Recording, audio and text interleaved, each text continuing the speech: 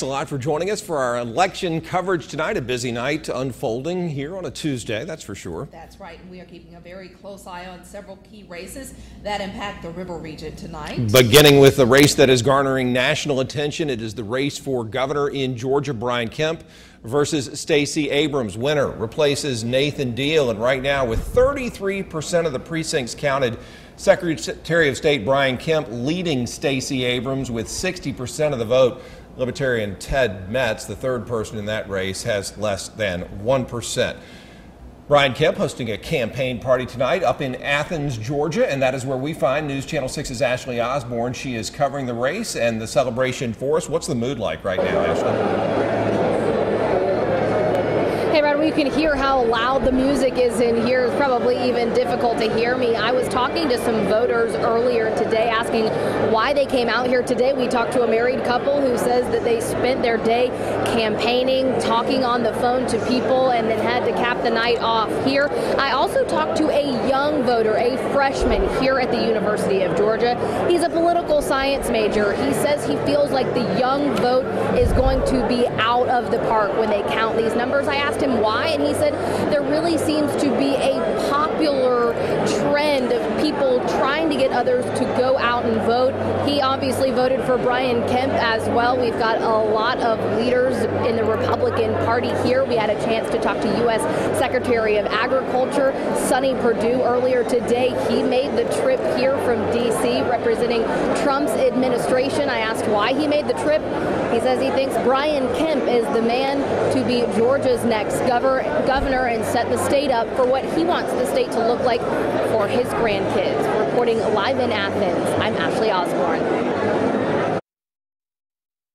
To check in with you throughout the night, Dee, as we continue to follow a lot of races here tonight, noting that many of them will go late into the evening, very, very early right now. We should note that the precinct's really just starting to come in earnest. That's right. The returns, as you mentioned, are just starting to come in. And we have our political analyst, Dr. Craig Albert, with us. And earlier, he says to expect this race to be particularly long and go late into the night. And some of them, the races may not be called until the morning. So we'll just have to wait and see what happens. But yeah, that's one thing he was worried about. I said, you know, will we have the results during our 11 o'clock news? He said for governor of Georgia, maybe after midnight. So we'll see. It'll be a while. Well, Kemp's opponent, Stacey Abrams, is hosting her election night party tonight in Atlanta, Georgia, which is her home base, of course. And News Channel 6's Ashley Bridges is covering her campaign party there tonight. A lot of people were turning out there in Atlanta for her campaign party, and I know she also has some campaign.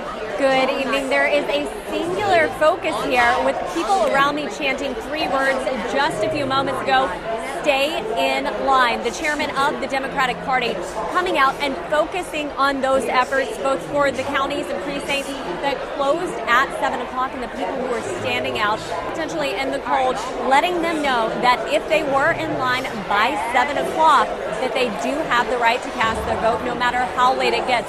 They're also shifting the attention to a few precincts here in Atlanta, including 1 Deptford Street and Morehouse. And at that precinct, it's actually staying open until 10 o'clock because a federal judge ruled that there were enough problems for voters beyond voters' control that they needed that extra time to exercise their constitutional right to vote. So that's the focus right now, not the candidate, not the numbers coming in on the Secretary of State's website, but the focus on getting people to stay in line if they are out to vote. And Abrams has said repeatedly that she needs every single race. She can get every single point because this race could come down to the wire, and that energy building here is focused on that. We'll be back with you soon. Reporting live in Atlanta, I'm Ashley Bridges. That is our time for this moment right now. Yeah, keep it here on News Channel 6. Follow us on the web, WJBF.com, as well as our Facebook and Twitter sites. We'll be back in about 25 minutes on the television side with more updates on the local, state, and national races.